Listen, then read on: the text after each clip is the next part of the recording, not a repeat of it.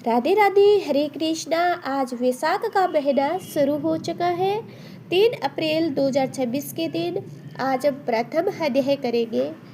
नारायण नमस्कृत्य नरम चैवं नरोत्तमं देवी सरस्वती व्यासं ततो जयमुदीरये। भगवान नारायण नर श्रेष्ठ नर देवी सरस्वती तथा महर्षि वेदव्यास को नमस्कार करके भगवान की विजय कथा से परिपूर्ण इतिहास पुराण आदि का पाठ करना चाहिए।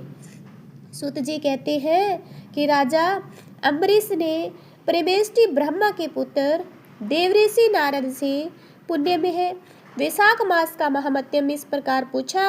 ब्राह्मण, मैंने आपसे सभी महीनों का महात्म्य सुना है। उस समय आपने ये कहा था कि सब महीनों में वैशाख मास श्रेष्ठ है, इसलिए बताने की कृपा करें कि वैशाख मास में क्यों भगवान विष्णु को प्रिय है और उस समय कौन कौन से धर्म भगवान विष्णु के प्रतिकारक है। नारद जी ने कहा, वैशाख मास को ब्रह्मा जी ने सब मासों में उत्तम सिद्ध किया है। वह माता की भांति सब जीवों को सदा अभिष्ट वस्तु प्रदान करने वाला है। धर्म, यज्ञ, क्रिया, तपस्या का सार है।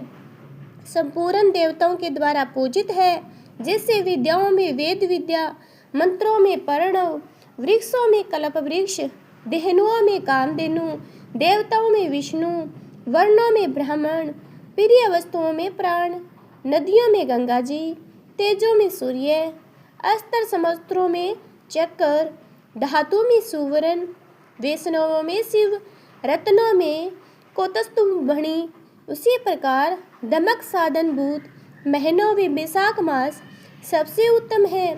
संसार में इसके समान भगवान विष्णु को प्रसन्न करने वाला दूसरा कोई मास नहीं है।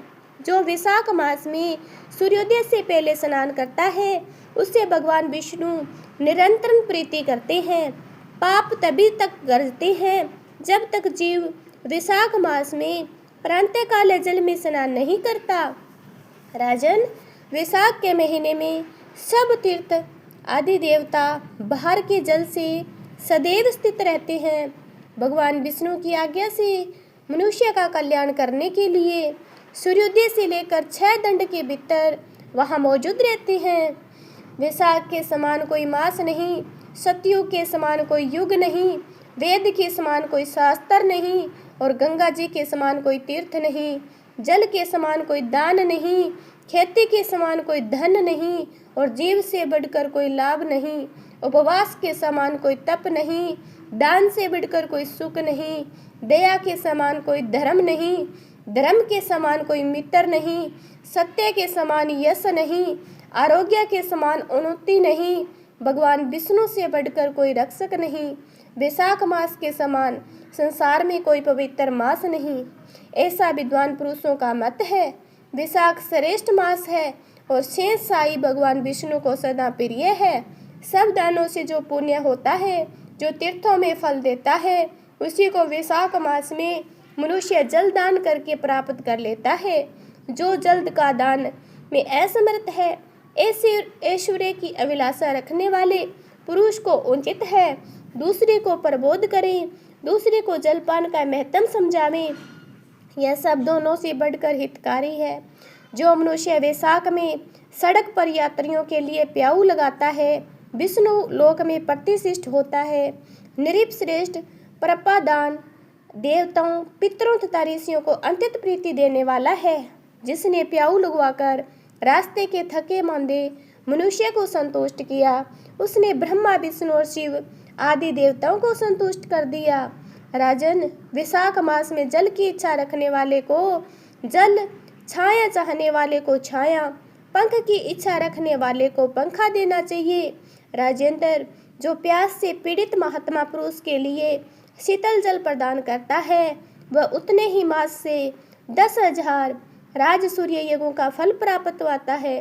धूप और परिश्रम से पीड़ित ब्राह्मण को जो पंखा डुलाकर हवा करता है, वह उतने ही मास से निष्पाप होकर भगवान का पार्षद हो जाता है। जो मार्ग से थके हुए श्रेष्ठ दिविज को वस्त्र से हवा करता है, वह उतने ही मुक्त हो भगवान विष्णु का सायुज्य प्राप्त कर लेता है। जो शुद्ध चित्त से ताड़ कर पंखा देता है वह सब पापों का नाश करके ब्रह्मलोक को जाता है।